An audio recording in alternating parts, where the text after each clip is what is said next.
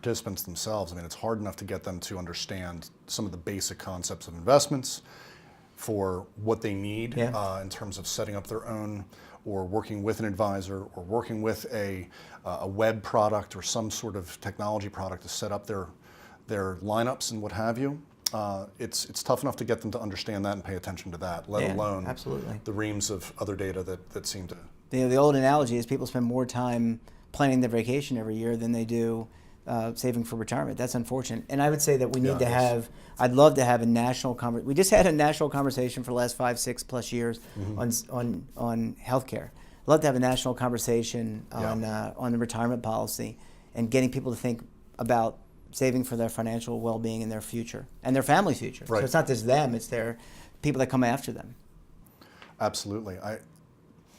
How do you think we start that conversation? Besides what we're doing here right now, what are some of the things what conversations are you having out in the industry and with your peers, with service providers, with leadership within, perhaps Washington, D.C.?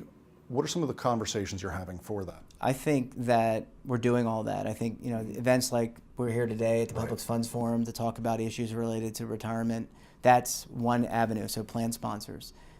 It's conferences and different organizations that sponsor events talking about it.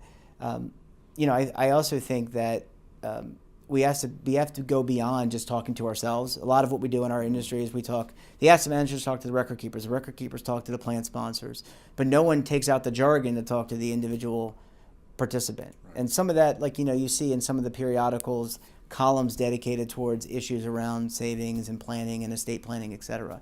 But we need more of that. I mean, I think we just need to get out of our own way. And we spent the last 20, 30 years since the inception of these particular plan types really focus on accumulating and saying contribute, contribute, contribute. But we haven't done a great job in the next phase. And it's basically because there wasn't a need.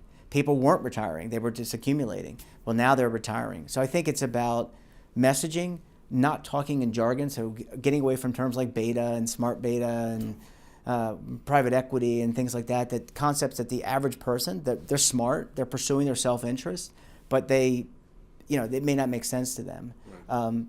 And so I think it's about really changing the message. And I also think it starts with, the bully pulpit. And I think the president certainly is someone who has the ability to really change national conscience and articulate things.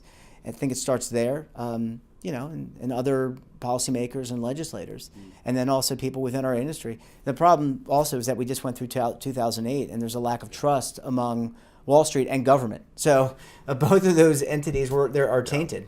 Yeah, they are. So I don't know who is the super person that's going to be conveying all this, but hopefully they'll arise from somewhere. Somebody does need to start it, and like you said, there really is a dearth of understanding within the average participant.